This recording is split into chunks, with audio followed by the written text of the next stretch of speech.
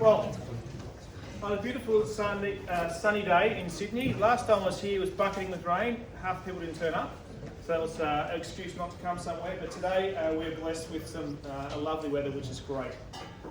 My name is Sean Sloan. For those who have never met me, I'm from GS1 Australia. I work with this group here called the RFID Coalition. We sort of do all the back end and the organisation piece of the RFID Coalition, and I'll get you a little bit more information about what that does, what that group does in a minute. So you've been invited today to listen to some brands and retailers talk about their RFID journey, and today's probably one of the first times in the time I've been in this role and with GS1 where we've had so many different case studies and use cases presented to an audience such as this. So this morning we'll hear from Glenn at City Chic. I'll introduce Glenn when it's his turn. Simon from Lululemon. We'll take a break and I'll explain the format as well. You've got some vendors here with you. So those of you who haven't started speaking to some of the vendors, they're here to help and they're here to educate as well. We'll hear from Nathan at Seafolly, and George, I think, is speaking on behalf of Seafolly and NOLOS. Alex will take us through what Maya is doing. And Maya have been on a journey for quite some time in this particular space, and we need to mature and formulate a strategic plan around where they're heading as well. I'll wrap up the day with a little bit of housekeeping, a little bit of information about the RFID Coalition, and then let you go home.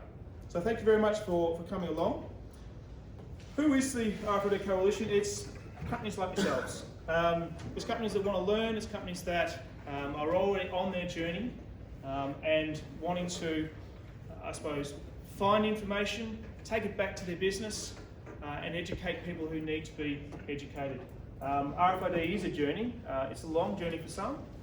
You can shorten it, that's fine, get a good partner and shorten it, but it's still a journey, and it's still something that you'll need to draw from peers, from use cases and sessions like this, even going overseas to events. So this group sort of represents this industry, and it's fairly wide and diverse.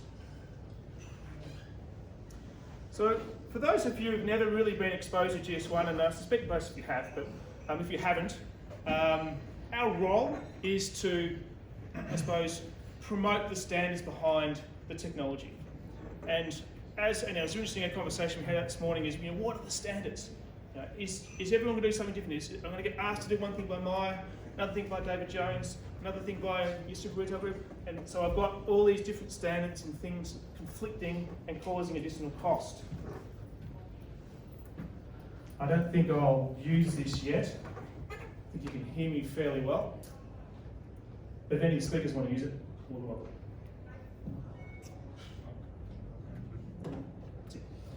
welcome. So that's our role. And we've been doing that for a very, very long time. The RFID standards that are used by these vendors here today have been in play now for well over a decade, if not longer. And so that part of things is fairly settled. And then again, it's our role, I suppose our role is in industry is to highlight what are the benefits. What are you going to get out of this? What's the long-term benefit that your organisation can get out of implementing such technology? And in reality, GS1 gets very little out of all that, because we don't sell hardware, we don't sell software. We're really here to promote the standards, which are open and free, and our partners as well. And so that's what we do. We collaborate with local partners, and even today we've got a global partner. So RFID is not an Australian-based partner. They've come from America today, but we have a lot of local partners, and that's what our role is to bring those people together. And obviously there's a global community out there of companies, retailers that we can draw on, because we've got a GS1 organisation in 115 countries around the world, and so we can reach into those organisations and seek contacts with the likes of Macy's, River Island in the UK, and so on. So that's what we bring to the table in terms of RFID in this particular space. So, tough times for retailers. This is all the sort of things that RFID starts to chip away at. And there's one thing I really wanted to focus on, or I should focus on the other day, which was sitting right in the middle And if you do get a chance to watch this video over here, I would encourage you to. But disengage to something. There's a lot of things. We've got loss prevention teams, looking at crime and the loss of profit in this room. The returns management for online. But a disengaged associate can really, really hurt the business. By empowering an associate with more information than the consumer, let's face it, the consumer's got probably more information as they walk into a store than a lot of associates. A disengaged associate can lose you a sale faster than anything. But if you give them the tools to say, yes, this is in stock, it's in this back room, I can find it in a minute as opposed to disappearing and coming back in 10 minutes, that's powerful. And that's what RFID technology starts to let you able to do. So it's very, very, very powerful. I shared this the other day with some of the leaders in the sporting goods space, and I thought I'd just reuse this slide because there's two of them, because it brings a little bit of reality back to what we're talking about here today. It highlights that big organisations or organisations that are small are getting real financial benefits out of RFID. But they wouldn't be doing it if they weren't. I mean, this organisation here working with Avery in the US, small, 4 employees, put a tunnel in and solve their chargeback issue, which is impacting cash flow. See, small problem for them, but cash flow was hurting a 4-person organisation. But you look at someone like the Fashini Group that's implementing RFID in South Africa and the retail apparel group here, it's huge. And in one brand alone, they had an increase of 10% in sales and revenue. So, and of all those brands I've just shown you, you've got 3 of them based here in Australia. Decathlon, full RFID, 10 minutes away in their store. Lululemon, you'll hear from Simon today, so I'm not going to talk about Lululemon. But again, full RFID. C&A in Europe, 5% sales increase on €5 billion. That's pretty good. Okay? So, and we presented this case study to the group, to the RFID Coalition group a little while ago. We had the ex-IT director from Lululemon come out to Australia and speak to the coalition again. So again, that's sort of what we do to be able to bring some of this information to yourselves. I'm not going to read these, but it's important because big brands are going, hang on, this inventory thing is a real chain around our neck and we need to solve it. And if we don't, we can't deliver on some of our omni-channel promises to the consumer, and we can't, in this case, enable our associates to sell more goods, which is effectively what they do. I think another quote the other day was, in a week, the Geiger counter function that an RFID handheld enabled gave an incremental sales of 2 or 3 units per week per store. So that's just a little bit more sales and a little bit more of the use case there. So today, I've nearly got us back on time. So make some connections. You're here to learn and meet, so please do make some connections. There'll be stuff here that's relevant for you. There'll be stuff that you can go, I can park that for later, but make a connection is the important thing. RFID is an entire supply chain piece. Yes, we like to focus on some of the, I'd say, sexy stuff in store and the store operational benefits that RFID can deliver, but fundamentally you roll it right back up your supply chain and there's a lot of visibility that you can begin to extract and valuable data. So if you haven't started, make 2020 a good time to start, because the reason why you've got so many vendors here today is because they know that the interest is here in the industry. They understand and they're here to support you. We did run this same session in Melbourne, and the reality is, as a retailer or as a brand, how hard is it to get 10 vendors in this case 8 vendors in one place at one time, instead of them calling you, leaving messages on your phone, sending you emails, annoying the hell out of you? They're here today. All right, so make the best of that, because it is, in my view, and I think they'll probably agree, a rare opportunity to get information directly from the source without being bothered outside your day-to-day. And they're there to educate. The RFID Coalition is fundamentally here to help educate our members and non-members on, in this particular case, RFID and the benefits thereof. So today, we've got 3 case studies, and as I said, we'll go through what Maya are doing, and I'll present each speaker as we go.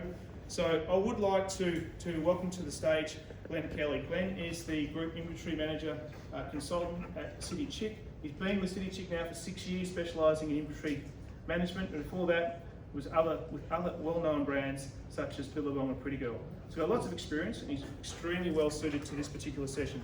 So please welcome Glenn Kelly. If you haven't put your phones on silent, I just did. Please do. Thanks Sean for that. Okay, my name's Glenn Kelly. I'm with City Chic. Give you a little bit of a background on City Chic. So City Chic is a premium Australian brand dedicated to leading the world of curves through fearless fashion. With over 200 locations, City Chic has become an internationally recognised brand committed to leading the world of curves. We've got 110 stores in Australia and New Zealand. We've got 3 online businesses. We've got City Chic in Australia and New Zealand, Avenue, which we've just purchased in the US, and also a company called Hips and Curves in the US as well. They're all plus size brands, by the way. That's why we're leading the world of curves. We've got a partnership with Macy's, Nordstrom's, Bloomingdale's in the US, ASOS in the UK, and Zalando in Germany. I've also got warehousing locations in Australia, New Zealand, and the US. Okay, our RFID journey began with tagging. So we began tagging for Macy's in March 2018 due to contractual requirements from them. The decision was made to go 100% RFID source tagging shortly after this. In July, just to begin with, we began tagging for Macy's. We actually did that locally. So the guys tagged here the product that was for Macy's alone, and that was the tags were sent over to the US and applied there. So from there we decided we might as well be tagging the whole lot of the product at source. So from July 2018, the RFID tagging on all product commenced. So all new orders are RFID tagged at the supplier's expense, which is a big win for us. So approximately 5 million gums have been RFID tagged so far. Approximately 80 to 90% of the gums that we have in store right now are RFID tagged. All fashion items are RFID tagged, so anything we're buying that's a fashion related quick turnover product is currently 100% RFID tagged in the stores. We've got 20% that's still not RFID tagged, and that's residual stock from continuity stock, like bras and that sort of stuff. It's a bit slow turning. All RFID data is managed by the RAMP group using the GS1 standards, SGTN. Alright, so tagging for us, how it works. City Chic place orders on 11 different suppliers in China. RAMP's Locify software automatically obtains any new SKU details via integration. This is from our PO creation on our side. We send the file to those guys, they pick it up. The manufacturers in China have an account set up with RAMP's label partner in China. The label partner obtains relevant data from the Locify website and prints and encodes a sticky label and issues these to the manufacturer. The manufacturer applies these labels to the product prior to shipping.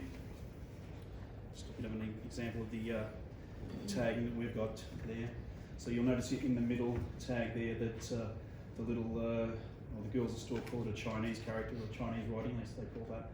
But that little squiggly line represents that, references that the tag is RFID tagged. Behind that tag, you probably can see the RFID tag sits behind the initial tag there. Also, there's our scanner there doing a bit of a store stock take as well. So. Okay, so a little bit of a background on inventory accuracy. So City Chic was formerly part of the Specialty Fashion Group. which had brands like Miller's and Katie's and Crossroads and Rivers. In 2016, what happened there was we realised that we embarked on replenishment to all of those stores and daily replenishment to all of those stores, which we didn't have before. What we realised was that come stocktake, that the data we had at stocktake was, although it was the loss wasn't great, the inventory accuracy was terrible, and that could be down to things like store girls selling it under the wrong codes, supplier issues, various problems there with that. So we needed to up that accuracy. So the project highlighted the need for more frequent stock takes than just a single stock take a year, which we had. The increase in replenishment meant data had to be correct to be effective. We were shipping a lot of items out of the warehouse that we probably didn't need to ship, overstocking stores with the stuff that they didn't need and understocking them for the sizes that they did require, and then waiting 12 months for that to catch up, and you'll notice every time we push the button on a stock take at a store, the replenishment run, the next run would be out of control. So, the data accuracy was costing City Chic stores and online stores sales because we didn't have the product where it should have been.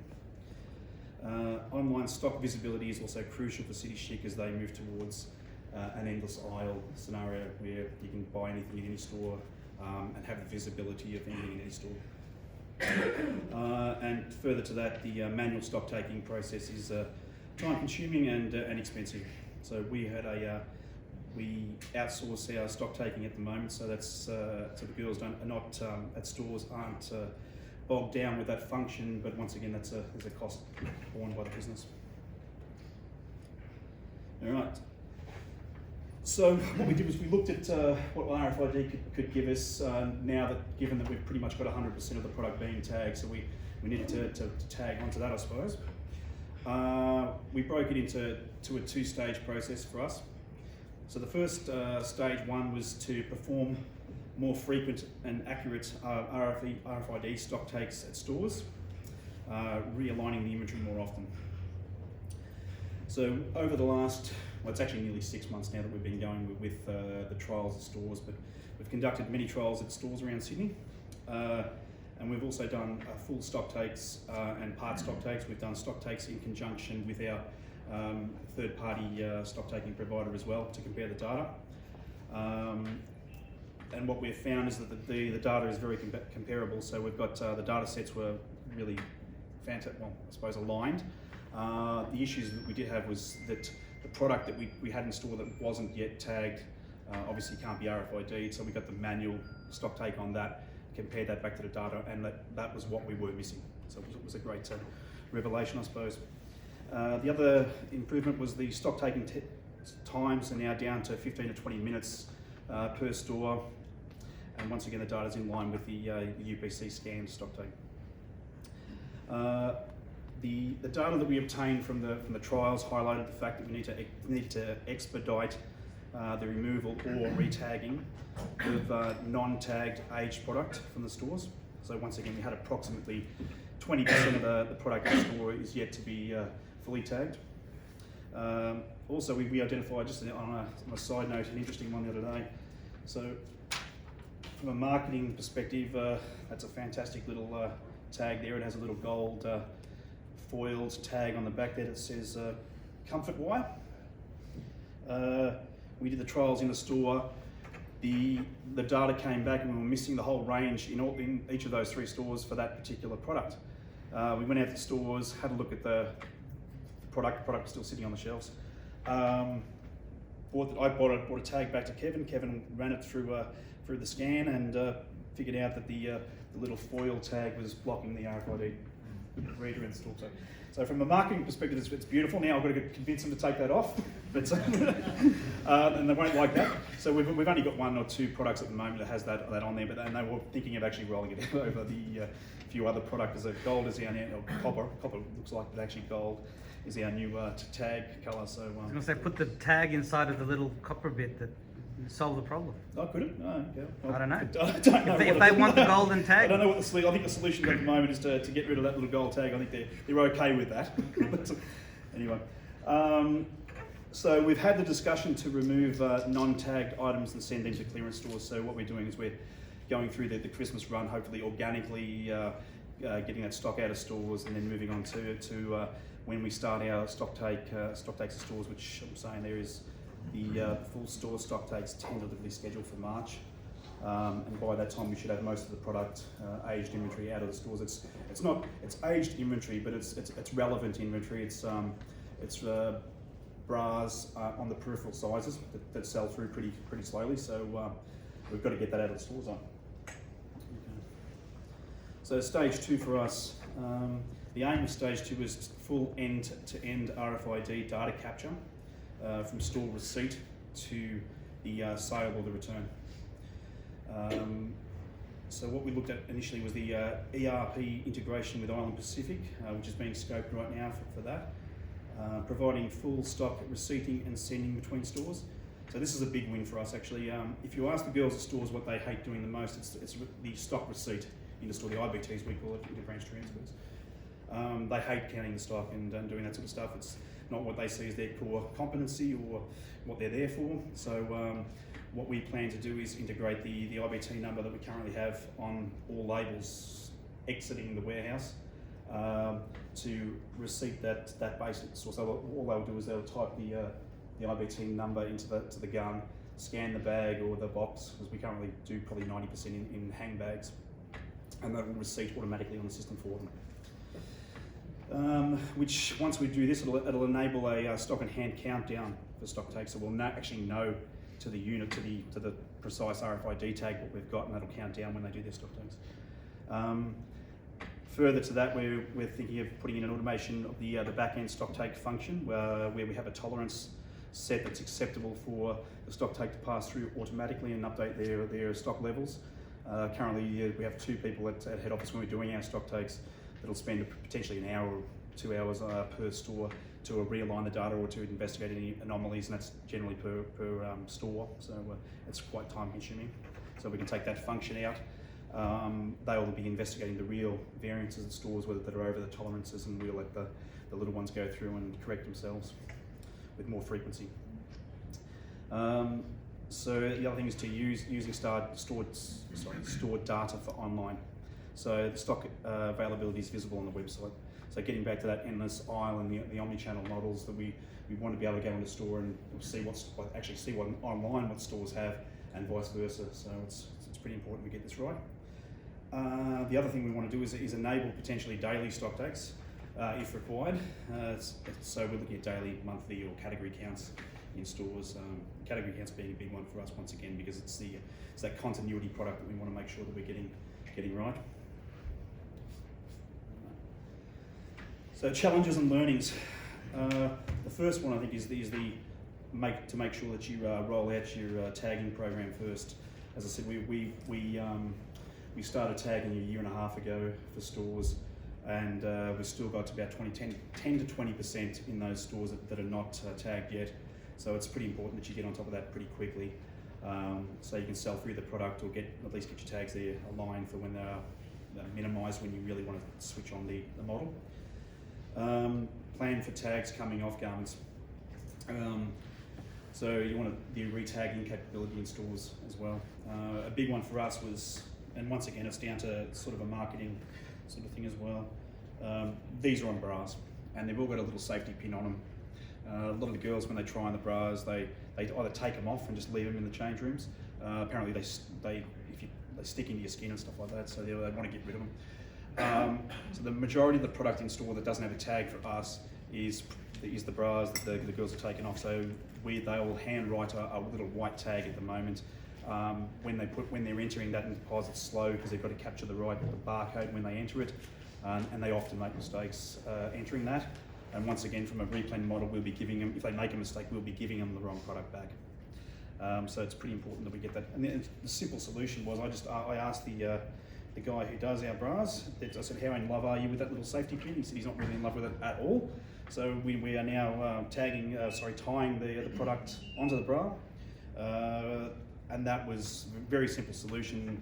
I think from the time that we we made the suggestion that they do it. It was about a month before we started seeing the bras rock up in stores with them tied on. So that was a really good turnaround. I mean, we've still got a lot of bras in our warehouse, but it's a pretty good turnaround.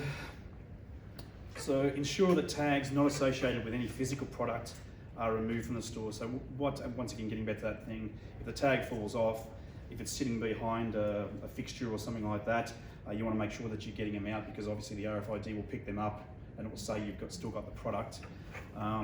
Like with any retailer, we all know that there is theft in stores, and people take these and take them off in the change rooms and stick them behind the mirrors. It's pretty simple to go in with a ruler behind a mirror and you'll pull out 1,000 of these in any store you go to. So you've got to make sure that they're out of that store when we do your stock take, so do the cleaning up. Also, if they're in mirrors, in drawers, get them out and destroy them. Click and collect. So this was a challenge for us. I think we've actually come up with a good solution for this, but ensure you have a solution around product in a store that's not on the store's inventory. So what we do is we click and collect comes generally from our warehouse, and it's fulfilled to the store. That stock is actually owned by the customer. It's not on our inventory system. So if we were to go around and do a stock take on the store, that would increment that inventory onto our systems to say that we've got it. So you want to make sure that that sort of stuff's accounted for. If you're going to do it when you've got opening hours and someone's walking in with a product, you just want to make sure that you're understanding that you need to eliminate that from your stock. Keep it simple by aligning with existing processes. So what we found was that, especially the IBT thing, don't change the process if you don't have to. Just keep it in line with what they currently do.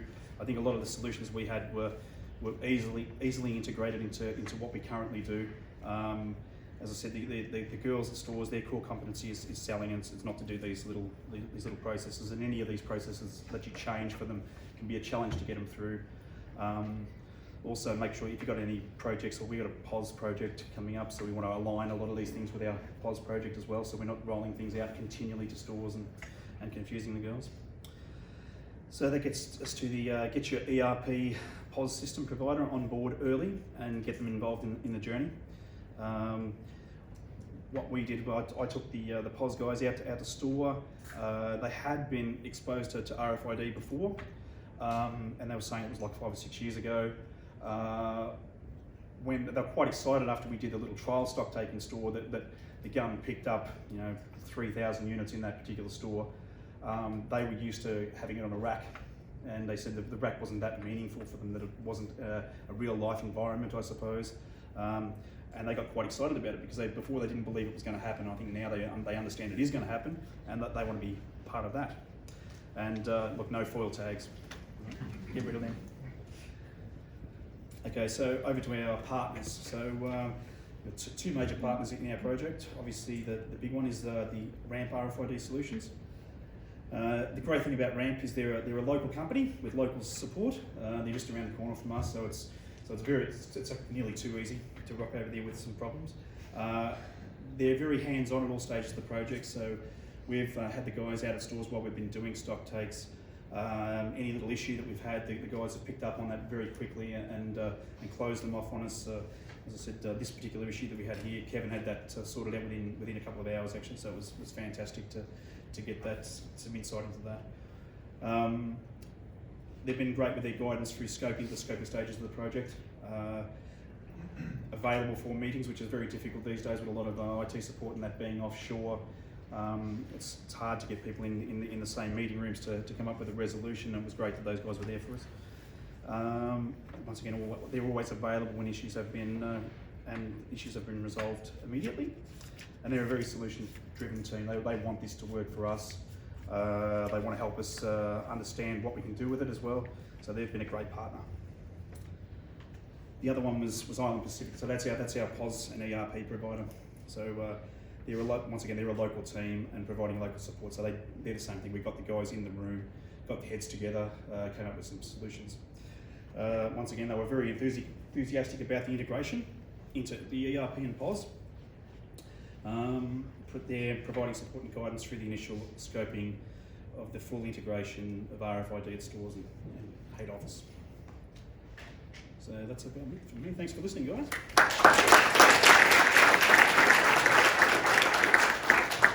Do we have any questions on them? Any questions? Feel free, because this is a great time to do it. If that metal affects it, how do the racks affect it? No, the racks, look, there doesn't seem to be any issue with the racks. The only product that, prior to this, the only product that we seemed to have a little bit of an issue with was, and once again it was just moving the product around, and it sort of resolved that, was pleather or leather and pleather jackets. The pleather jackets were a little bit sensitive to it, but once you move them in the fixtures, they read. The other ones was we had tightly packed stockings, and they were in a box. And I think that, so basically what we need to do there was just get them out of the box and just scan them back in. It was a pretty, easily, once you identify, as I said, we did a lot of store dry runs. I've done probably about 30 or 40 little dry runs around the stores over the last 6 months. And when we were doing them, we were actually picking up the product that we're having issues with. And as I said, it's pretty easily resolvable. There was no issue with the fixtures, especially. As you mentioned that you actually issue with the tag, like, okay, can you take the tag out? Yep. Have you considered of having a sewing label? And what sort of... We haven't considered that yet, but yeah, there is obviously the possibility of that. I suppose with that though too comes some challenges as well. We're talking to Kevin earlier on about that. The immediate one that I saw was the majority of our product is steam tunneled. So does that have an effect on that as well? So so just those sort of scenarios. If product gets wet or steam tunneled or etc. Does that have any issues for us? I'm not too sure.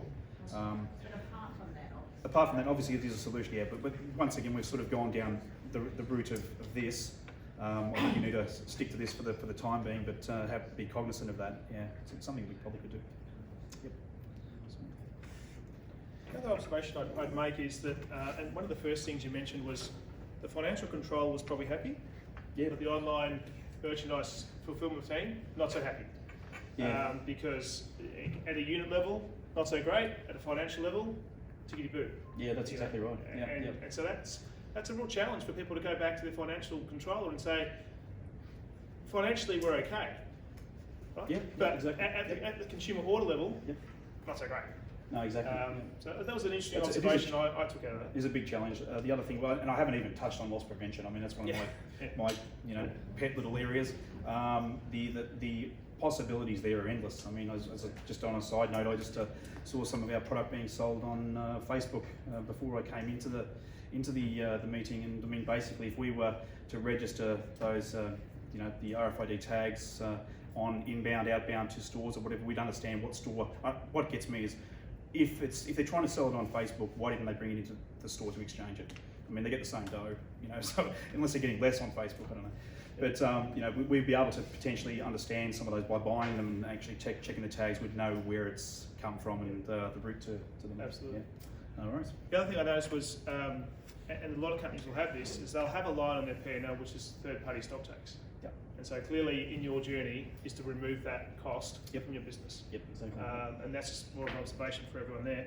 Integration was not your first point of challenge. Integration was, let's get to it. Yep. It's a phase 2 thing. So I certainly wouldn't be thinking anyone would want to be integrating on day one, because that's a challenge at both the OT architecture level and then also all the processes that hang off that. Yep. And so that was an interesting point. And finally, getting back to the disengaged associate bit, no one likes to count stock. When I came out of retail, I spent 20 years in retail. No one likes to count stock. You're there to help customers sell a premium product at a premium price. And so you're taking those mundane tasks off staff, which I love you for, gets back to that quote from Lululemon, which was, you take it out of our stores, we'll kill you. Because it's that good in terms of process efficiency. So anyway, a couple of observations from my perspective. Thanks very much, No worries, thank you. Glenn. So- Certainly, Got one well, more here, question, sorry. better get to that. Just rough That's it. timeline from when Yeah, you it's sort of started this journey to where you are. What can you talk through this, that rough time? Yeah, right at the moment, we pretty much started to tag about a year and a half ago. So it's been pretty quick, really. I mean, once you got they rolled the project out. Kevin was here really for that. I wasn't here for that stage. Yeah, I mean, City Chic chose not to do any in-store tagging for the reason that Sean just mentioned. Yeah. They don't want to give their store staff other work to do. we've got another client who tagged up 100% of their in-store stock. So 1 month exercise, right? They just hit it hard. City Chic took the approach that they'll tag everything, all new orders from July 2018, and now they're at 80%. And you know, they've waited to do this phase 2 now, then we can do stock takes forward 6 months. Yeah. Just a question of getting enough tag product in store to make it meaningful. And obviously, you want to get it right as well. I mean, so that's for us. It was the, you know, let's get the product out there as tagged as it can be, and then understand that we don't want to have any loss on those 20% that we've got sitting in the store. So we want to sort of organically sell through that if we possibly can before moving them to clearance stores as well. So no worries. Sorry, thank you. Any plans to scan in and out of the warehouse? Oh, funnily enough, we're partnered with Toll out there at Preston's. We looked at probably the synergies there that we can get out of that side. The receiving one is a good one, so that'll give us more accuracy on the inbound. There's some challenges there. We buy in packs, retail ready packs as well, so the SKUs will be in those packs as well. So how do we separate that? There's a few little challenges there, but yeah, it's quite possible that we would go down that route. The other thing is that with the Toll guys, we sat down and for them, a lot of benefit will be on the outbound for us as well. So we could potentially do IBTs to stores that way. The other thing would be to check online orders. So that's the order number. Is that package containing what it says it's containing? I mean, that's what obviously it'll have a huge impact on the customer care people as well, not getting calls about what the problems were there. The other thing is that it'll identify if there's any missing product as well. So that's it'll be a bit along the journey. I think it'll be probably a stage 4, but it's quite possible that we could go down that route as well. One more question. You mentioned that you know, the CFO is happy, the financial controller, and then the online team is not so happy. I'm not so sure what was it that they weren't happy about. No, but what I suppose the issue there is if you're counting something and you count a particular, you're supposed to have the small, and you count the medium, right? So we've not lost any dollars, but the online store has been saying they've got a medium for the last, or a small, the one though we didn't count, for the last 3 months, right? So what we want is we want the inventory to be as accurate as we possibly can to prevent. One of the biggest challenges we had over the probably last 6-7 years was to minimise what we call partials, which is you know, the customers getting the wrong product, or when they ordered, when we went to pick the order, that product wasn't there. So in the warehouse right now, we have 300,000 units that are present on our online site. So if we don't have the accuracy at the right SKU level, we're potentially, you know, having refunds on our customer and all that sort of stuff. So that's where the online sort of guys are not necessarily happy. From a data perspective, you want your data to be correct, and also from a replenishment sort of perspective as well. So at the store, if you're saying you've got a medium when it's actually a large, you don't replenish the medium, right? And we're waiting 12 months before we flush that out of the system and then allow that product to come back into the store. So we're not losing any money, but we're losing sales. Yeah, we've got a whole presentation on that point from River Island in the UK on that exact issue, which was the time it takes to replenish and find that a particular size, colour, variation was out of stock when the system thought it was in stock. So it takes a long time for a retailer to get to a cycle count and get back that data, because you're degrading every minute after you do a stock take in terms of data quality. So their whole business case was around that replenishment piece built on 100% accuracy of size, colour, variation. No worries. I'm finished there and I'll go for that. So thanks very much.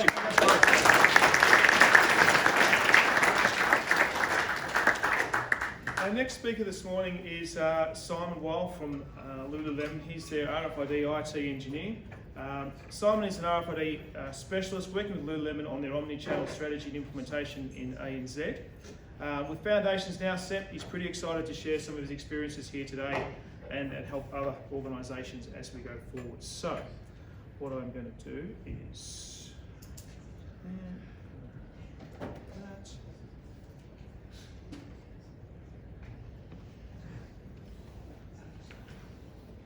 Right, Simon. All yours. Welcome, Simon.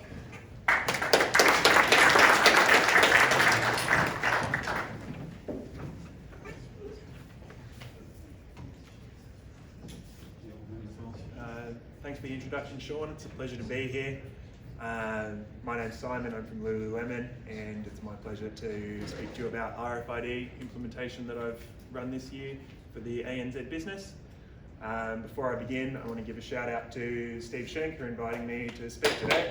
He's been a wonderful partner with Lululemon for our rollout, and Sensormatic has been invaluable in our rollout this year. So, but before we begin, we've been sitting for a little bit, we've been a bit quiet, bum's a bit sore maybe. I want everyone to stand up. Everyone out of your seats, stand up. It's a Lululemon thing.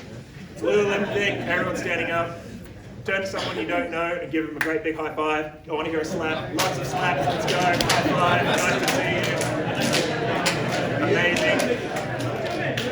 Amazing. Great work everyone. Now, before you sit down, tell that person an alternate acronym meaning for RFID.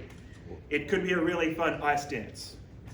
It could be radical fresh internal design. What comes to your mind? What else can RFID stand for? You've got 30 seconds, go. Retailers, freedom, independence, data. I don't know, random bread fridge is desirable. Very good. There you go. There you go. Very good.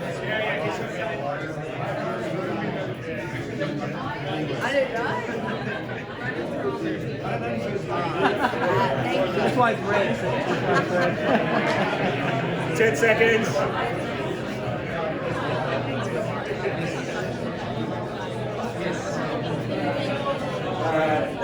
Thanks everybody. Can I have 2 examples shout out? What do we come up with? Retail freedom is desirable. Beautiful. What else? Shout it out. Doesn't matter how silly it is. Really fast inventory discovery. Hey, there we go. Okay. Run from immediate danger. That's a good one. From the Other examples I had was ridiculously funny iguana doona and realistic furphy intrigues dad. And what dad doesn't love a good furphy stab? So thanks for indulging me. Lululemon's all about fun, and I hope you enjoy your journey with me today. So about me, my name's Simon Weil. I've been with Lululemon for 12 months now, taking them on their RFID journey in Australia and New Zealand. I'm titled as an RFID IT engineer, but really I do all things RFID. Before coming to Lululemon, I worked at Falls Creek and Mount Hotham ski resorts on their RFID implementation. If you've ever had a ski pass slapped in your arm, that contains RFID and holds all of your personal details. Don't lose it. And before that, I've got 17 years IT experience across various disciplines of IT and industries. Lululemon, you've heard from Jonathan before. I've just realised my slides aren't changing on the screen. or spacebar. You know a good IT guy? You need a PowerPoint engineer. Yes.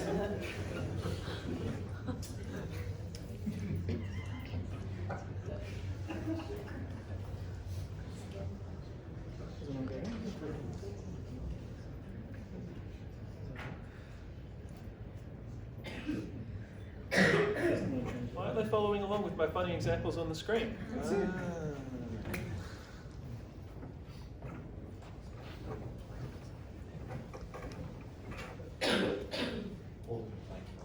Close PowerPoint, open it up. While we work through that, Lululemon, as you know, has been rolling out RFID globally since 2015.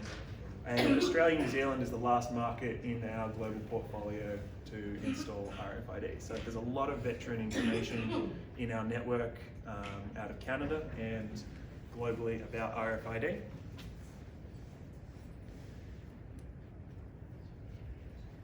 There we go, okay. Really fun ice creams. Radical fresh internal design. Ridiculously funny Gwen Aduna. Okay.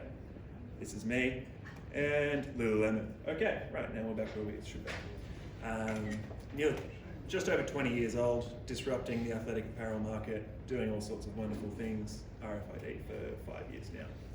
So the RFID project, scope and key outcomes. This is what we're going for our goals for Australia and New Zealand. We all know that RFID is about inventory, it's about accuracy, it's about data, and all of that gives power to you as a whatever your business may be. Really, all of those things are beneficial to whatever business you're in.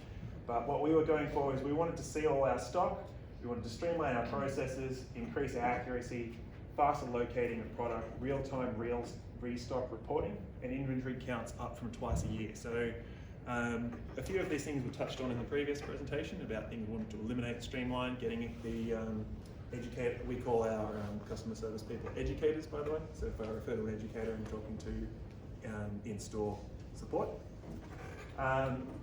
Inventory counts are a huge pain. They're costly, they're time consuming, and getting those down as quickly and cheaply as possible. So what sort of project team size do you need for a rollout? So Lululemon Australia New Zealand has 44 stores across nearly all states and territories. It had 2 full-time staff, me being one of them in Australia. I had a North American project manager and the RFID support team out of Canada, which runs RFID globally for Lululemon.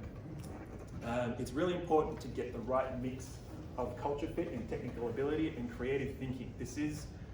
I can't stress how radical RFID is to changing what you do in your business. It will impact more than just what you do on the floor. It will change your business, it will change your inventory, it will change your everything, and I'll get into that more further on. But having someone who can speak to your business, who understands how your stores work, what your people do in stores, is critical to selling that message of what's coming and what's changing. So that support that we got from Canada, as I mentioned, we've been in the RFID market since 2015 and in stores since 2016. We've got a lot of experience in this space, and that was really, really critical for getting our project done in such a short period of time. We started in January, we were finished by August in getting RFID into our network, hands-on business as usual. The usual difficulties of time zones, North America is not the easiest place to hang with. We have 4 days a week, 2 hours in the morning, sometimes a little bit earlier, but aside from that, having that expertise to pull from, the training templates, the technical expertise with the systems, and knowing what to expect was invaluable. Knowing that the training materials and the experience coming through. The other thing was just knowing that someone was there to hold your hand. It's a big jump, it's a big change, and having someone that you can go, hey, have you thought about this? Or we've got this special, unique situation that maybe you haven't thought of. Every market's different. Australia being so far away, we've always got our own little nuances that we need to figure out. Can you cater to this? And we're still working through some customizations for our own market that are unique to the rest of the world. Was there anything holding back? We were the last one to go. And the reason for that is, well, we're kind of small. Australia, New Zealand, there's 44 stores out of Lululemon's 450 globally. So once it did get here though, there was a lot of benefit to that. We'd already up to our 2nd generation of RFID technology. It's been proven, it's been tested, we know exactly what it's going to do. And the other benefit of that was everyone was super excited because we knew what it was. A lot of our staff have come from Canada, have come from overseas, they've used RFID, they know what it is, they've seen how it works, and they get to Australia and go, you guys don't have RFID, what kind of backwater are you? So the hype here has been amazing. Having these guys in our stores going, RFID's coming, it's amazing, it's going to be so good. The other part that was really important was demonstrating the technology in the SSC, that's our store support center, in our own office, because it's really easy to bandy around this acronym RFID, but what is it? What does it do? What does it look like? What does it feel? How is it going to affect me in my day-to-day business? So doing a demonstration of it and what it does, I actually got a RFD 8500 and stuck a bunch of RFID stickers around the office and used the Geiger counter feature in front of our all staff to go, this is what it is, and this is how it works, and this is how you can locate things, and everyone's going, oh my God, this is going to be so fun. And it is fun, and that's an important part of bringing everyone on the journey. And these are who you're bringing along with you. You're bringing everyone. Your stores are coming with you, your logistics are coming with you, your reporting is coming with you, training, allocations, and importantly, your guest, the person you're serving at the end of the day, is going to notice the changes that you put in place with RFID. We had to hire a new half a full-time role just to manage the inventory control, reporting, and data that we were getting out of RFID systems for Australia and New Zealand. There is so much information coming in now that we didn't have previously that it requires a whole new position just to look after it and manage it. The logistics and shipping is faster, You can wave your wand over the top of a box and know exactly what's in it, and that marries up to data that's in a system that should tell you what's in that box. We had to redo all our training materials because all our store processes changed. Shipping and receiving changed, inventory counts changed, sales changed. It's all there. So getting your training on board and up to date before you even do that first store is critical. Allocations, your accuracy. I mean, near 100% accuracy. I can't stress enough how amazing this is. And it drives faster transfers of old stock. You recognize, your stores will know when you've got that box of pants that's been there from that last campaign that forgot to go out on the floor. Oh, we were meant to transfer that 6 months ago and it's just been sitting under a shelf. Well, that doesn't happen anymore because you know what's there. There's no old stuff just kicking around your network anymore. Some do's and don'ts. Quite a few do's and don'ts. Order early and gets clear and specific on your hardware required. We took the lead from North America who said, this is what your kit should look like for your store. This is what you'll probably need. And it was pretty close to the mark, but it wasn't quite right. We did have to make a few little tweaks. And fill those knowledge gaps. The other thing you really need to do is learn your RDX 2000s from your RFD 8500s. There's a lot of acronyms, strange like numbers and letters and combinations being thrown around that make quite a weird conversation. So coming up with an alternative lexicon for these things. It's a sled, it's a handheld, it's a grey box that sits under the desk. Turning these things into a language that's easily digestible by your staff, by your stores is important. And enrolling your stores.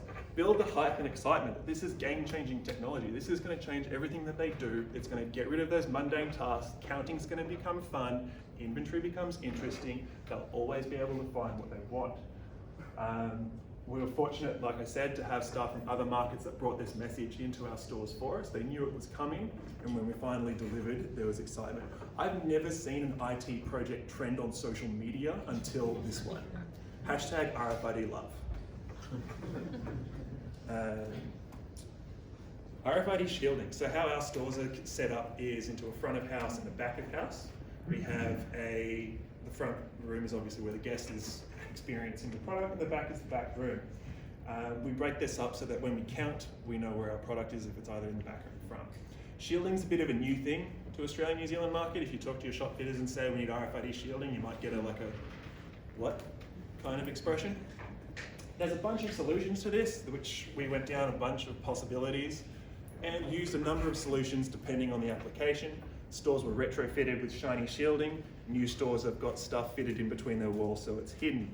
Multi-story floors had to have their floors filled so the signal couldn't go through the floor. And then in really, really niche situations, we've used RFID curtains, which is a special fabric that blocks out RFID signal. There's a particular story in my mind that just sticks for this canopy over a spiral staircase.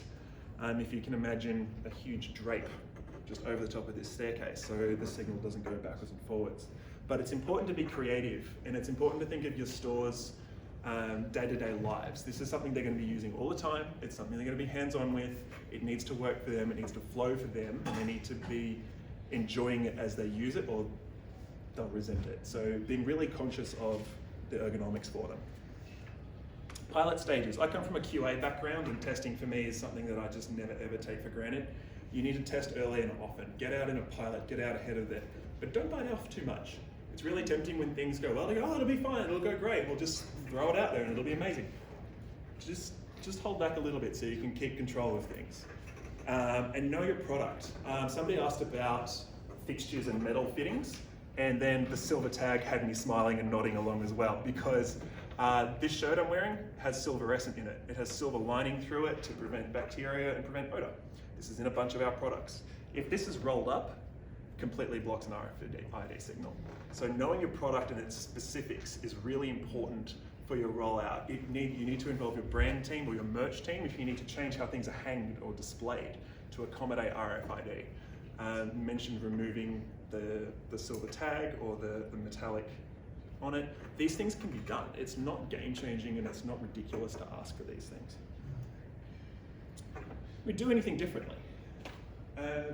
Honestly, this has been one of the smoothest tech rollouts I've ever worked with. And I put that down to having top-down support from the C-suite all the way down to the bottom. I put this down to bottom-up support from stores being excited and enthusiastic to do this project. I would invest in your change management and training materials early. Nobody likes a surprise last minute. If you go to your training team and go, hey, so we're just doing this project, and by the way, it's going to change everything, and you please update your training materials in 6 weeks. They're not going to be super impressed. So getting on board with your whole business up front, do a little demo, talk to your staff. Enroll your support partners. We have a managed service provider that looks after our IT systems in our stores. Get them in the conversation early. Make sure that they're up to speed on what is a handheld, what is an all-in-one RFID station, what is an IDX 2000, how do I support it, how do I program it, so that as soon as you go live, they're in there and able to look after your business. And have a post-implementation plan. This is where a lot of projects fall down. It's all well and good to have the greatest project in the history of the universe and it goes amazing, and then it goes live and what do we do now? There can be a bit of a gap. So making sure that you've got your whole lifespan planned out is super important. How's the guest been the winner so far? Our guests, I guess, are always winners when they buy our product, but our educators have live inventory via the back room. So they have an iPhone with an app on it called the back room, and with that they can see all the product that's in the store or in another store, any store in our network. They have that on them at all times. How frustrating is it going into a store and going, do you have this? And someone goes disappearing out the back for 10 minutes. Our educators are on the spot able to say, look, we don't have it here, but if you pop over to Bondi Junction, we've got it there, there's 6 of them. Talk to Sarah, she'll be able to help you out. This is huge. We can always find it via the handheld, that Geiger counter feature. It's fun. Like we gamified it in training to help embed good practice with people. Turn it into a game, make it interesting. We can say with 100% confidence where something is and how many. Our Guest Education Centre, or GEC, is more able to answer that question. That get us more than anything. If I go to Chadston, if I go to Mossman, will I be able to get my Wonder Under in a size 8 in black? And previously that was probably. And now it's yes you can. Or no, you need to go to the Ivy. Ivy has 6 of them in size 8, they'll be able to help you out. This information is sales. Without it, you're missing out. So we went to the stores and asked them directly, how's RFID impacted them? These are quotes from our store managers and assistant store managers about how RFID's impacted them in stores. There's been a conversion increase. Our educators are spending less time looking out the back for things and more time on the floor with our guests, educating them, driving sales. Our restocks are more efficient. There's only stock that we have as being called for, and it's being picked into the floor all the time. Our floor is always plump. It's always got what it needs. There's no like 2, 4, no 6s, no 8s, and then 10s. It's always boom, get it back out on the floor. As soon as it's sold, put it back on the floor. And you can always find everything. The product is where it needs to be, and it's where our guest wants it. If we don't have it, we can 100% tell them where it is. And as I mentioned, that's sales. That's getting people coming into a store and going, I want this, I want this, I want this. Can you give it to me? Where can I get it? With anything, there's always change. Sometimes there's resistance. Is there anything that's been more difficult or less enjoyable? The search feature on the handhelds was called out as it could be snappier, and that's the way with any system. Everybody always wants it faster. So we're working on getting that speed down. But the only thing that's made it more difficult is making sure the whole team continues to follow the correct process. And that's that cultural embedment where this is a change, this is the way we do things now, you need to follow the new process, but if you're involving them, if you're explaining why it's important, why it has to be done this way, it makes your life easier when you can find things. It makes sales better when guests can find things. This is for your benefit, it's not just a process that you do just because we'd like you to do a process. What surprised you the most about it? This is my favorite quote by far. The biggest surprise for everyone has been accuracy. RFID is always right. No guesswork, no wondering, it's always right, you can trust it.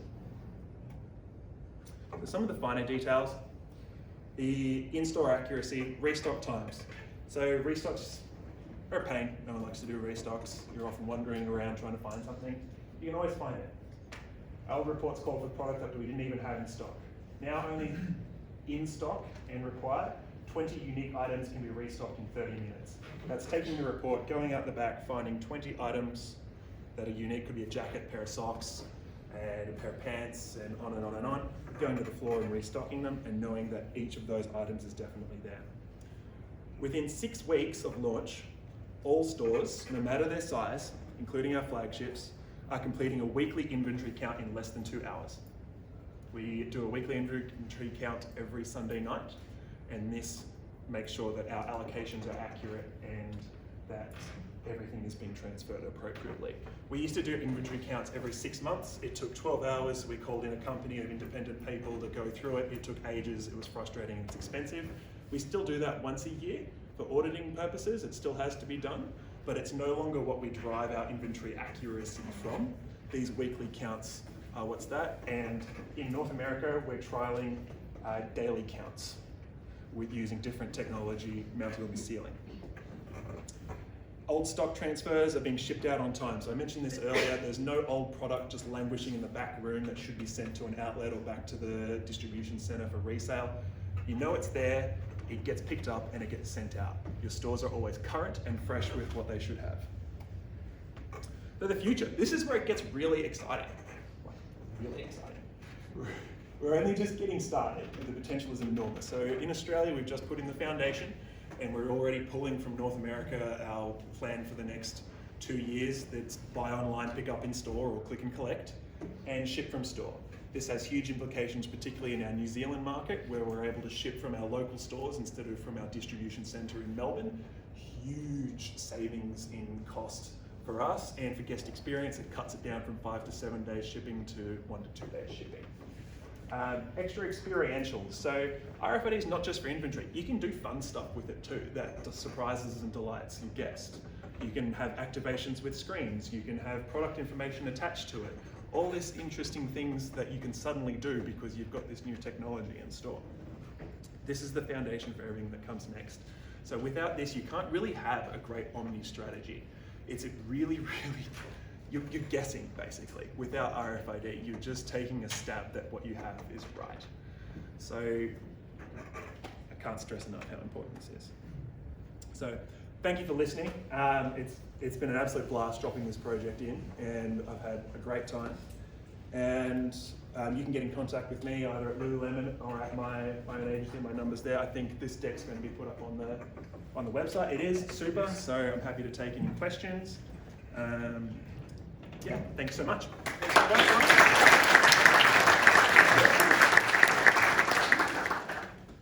By all means, let's grab some questions. I've got some observations which will probably kick a couple of things off, but one thing that jumps out there is one thing you mentioned was, I need a data scientist, basically is what you said. Yeah. And how many companies are now going, we need a data scientist? Even GS1 is thinking we need a data scientist because we're managing that much customer transactional CRM data. Absolutely. It's huge. So we have a whole team based out of Seattle that's crunching customer data now that we can target using RFID sales, and we can say that Sam always comes in and buys pants in black whenever we have a promotion on. If we send Sam an email with a promotion for black pants, she'll likely buy online, come in, pick up something, and then while she's here, she might buy another pair of tights. Yeah. You can narrow it down massively. Cross-sell, upsell is a good. It's huge. Yeah. Sorry, I won't take forward. Any questions? Yes. Did you actually use the mobile device to implementation, or are you actually using the actual Roof mounted. Roof mounted. So our stores are using handheld devices. They've got RFD 8500s and iPod Touches, which run TrueView on them. And yeah, we've got 3 of those in every store. That's what they use for their counts and transfers. Should also add, there was a point made on the last presentation about the stores being able to write their own tags, that our stores do that. So part of closing the gap with our inventory was we had a tag up party prior to going live. Every store isolated its individual stock. that was prior to the date out of the factory with old labels on it and individually tag them. We also had a tag up festival at our distribution centre where everything It makes it sound fun. I think we're Terry all thinks about it's fun at did you? Lululemon. We are all about fun. We make it a festival and make it a party, and anything's fun, even if it's just sitting there tagging garments. Like, we can do it. So identifying that old stock and tagging it before it hit the network was critical. And then if any tag breaks or gets lost on our product in store, we can re-tag it with an RFID tag on site. Simon, where would most of your tagging actually be taking place? Do you do it at source? Do you do it from a manufacturer, or do you do it in your warehouse or store? Where would the bulk of it, or where do you see the bulk of it being done? Our products tagged at source. At source. Yes, so all of our garments are tagged at source on their swing tag. Goes through our network like that, so our whole distribution chain So in has your visibility on it. Yes, at our factories. So I just want to extend that question one more before the next one. At what point is the first read Distribution center. at the factory or a distribution centre in Australia? In Australia. Yeah, there's no reason we can't expand that though and track it globally. But yeah, for the meantime, it's once it's in country. Sorry, Alex. So how does it work with Macy's? Is there integration with their system, or do you stop? Are you a concession in the Macy's? Oh, our concession in Macy's is a very special case. Yes, there is a bit of, yeah, it's a unique situation. It's managed with a bit of a bespoke arrangement. I don't actually have too much detail on it because it's outside of the Australian market, but if it's something you're interested in, I can definitely find out for you and get back to you. Yes? What's the gap where you're counting weekly inventory, but then you still have to do an annual count? What's the gap between those two counts? So we haven't actually done our first annual count yet, and the only reason we do it still is for compliance rather than an actual inventory count. So that's a great question. I will be interested to see what that shakes out at. At the moment, we're finding week on week our inventory counts are within 1%. So just on that point, surely then, when you talk about compliance with your auditors, with your external auditors, Our external auditors. so you'd have to prove to your auditors at some point, because it does seem a bit of a waste if once a year you still need to do a physical count of your stock. I mean, surely that's what's the accounting world's view of RFID? Do they trust it yet? Because it's not like the federal government is coming in and saying, oh, you've got to do this. It's really your auditor's responsibility to accept that RFID is an accurate process. And if I would have thought auditors, if you're only getting a stock variance of 1%, most auditors would accept that as fair and reasonable. So you'd be looking forward to not having to do that. Oh, absolutely. I can add a little bit more. At the current rate of adoption in the global retail market in apparel, RFID is deployed in about 10% of available production. So there'll be a tipping point where KPMG, PwC, and all the large accounting firms will start to understand that an RFID deployed enterprise that data will generally be accepted as auditable and compliant for Sarbanes-Oxley or local reporting to stock market. And so we're not there yet, but it's a great question. We will get there, and it is a technology that it's about compliance, but we're only at 10% of the available production in apparel globally. But the tipping point will come. It's related to adoption speed. The more retailers that go in the scale of a Walmart or an Inditex, Lulu's, and different department stores, will add benefit to that being the ultimate outcome. Or change your auditors.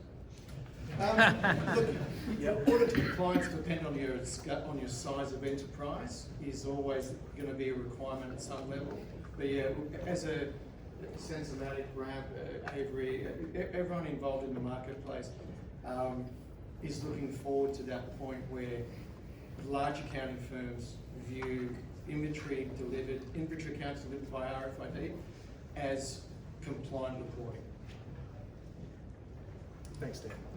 Any other questions? I've got one observation again. You mentioned scanning into your warehouse. Are your DC teams getting any advantage out of having RFID as well? They are having an increased advantage in being able to find things faster. We're looking at how to even automate where things are placed in our DC to make it faster for them to find it in a, so things are placed in a faster picking order based on what's popular, what we're seeing from the data coming through from RFID. It's very early days still in Australia, so we don't have too much data on how it's impacted them yet, but there's certainly potential there.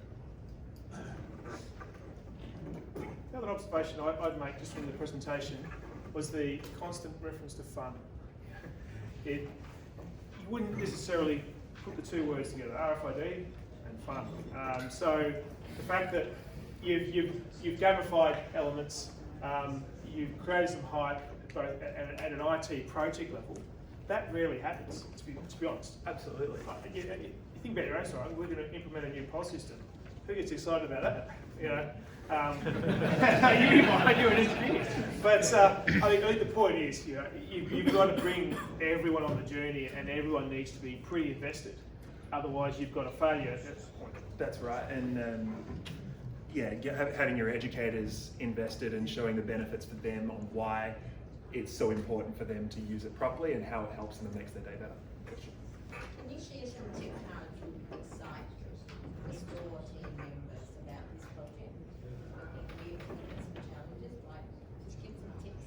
Oh, certainly. So, as I mentioned, gamifying the training was fun. You hide a golden RFID ticket in your store and there's a prize for finding it. There is turning mundane things into a party, making sure that there's camaraderie around the task, ensuring that there's music, there's food, creating an environment where it's enjoyable to be. It's not just beep for 3 hours, because nobody wants to do that. So making sure that it's in an environment where they're surrounded by an enjoyable group of people, and with even incentivizing it. Like I think I'm trying to remember the metric of what we could go through. I think it was, I'd probably be making it up, but we set metrics on how many tags could be scanned per 30-minute chunk, and if you met that, there was an incentive. So gamifying it with staff rewards for delivering those metrics on time. Yeah. Good question. Last one. Simon, you're working with the international team. Yes. So it's not a clear experience. What was, when you're trying to localise something to the Australian market, was there much reservation from them saying why you need that? And if so, how did you deal with it? Not a lot of reservation. Typically, we're able to explain why we need things because our business processes might be slightly different. Our back rooms are a fair bit smaller than our North American counterparts, so we don't have as much physical space. We've requested what's called a special events zone be created in our back-end setup, so like stock that's being reserved for Black Friday that's coming up as an example. It's not in our back room for restock, it's not on our floor for sale, but it needs to be physically in the store and not counted as part of the regular counts. That zone didn't exist anywhere else in the world. It's something that we required. And so we put that request in with the case of, well, we need it, do it. And they did. So it's very understanding.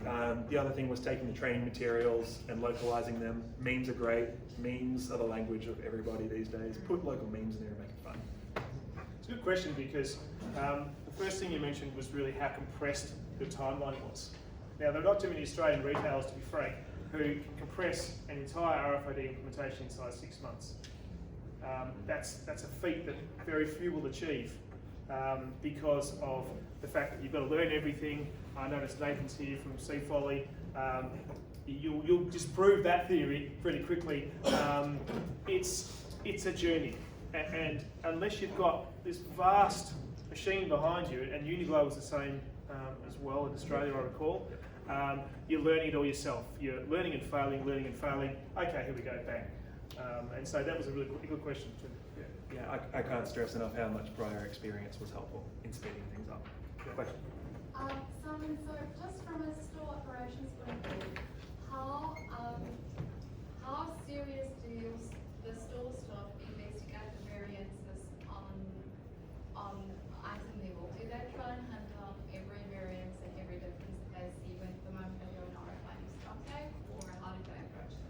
there's a certain threshold that we'll accept. I think it's within 5% that we'll accept per store. There's also a certain number of handhelds that they need to count with to guarantee that a certain amount of staff have physically done the count. There's a few criteria that we place around accepting these counts into the system from the staff to make sure, and if they're not within threshold or they're not meeting the criteria, we reject them. And we tell them, sorry, your inventory count is not accepted this week. You'll need to do it again next week. And if this continues to happen, there'll be escalations. Goes back to those SOPs in store and all those process changes. Yes, exactly. Right, on that point, we're going to take I think a half an hour break, guys. Have a chat to these guys. There's some food out there. We'll call you back in about half an hour. Thank you.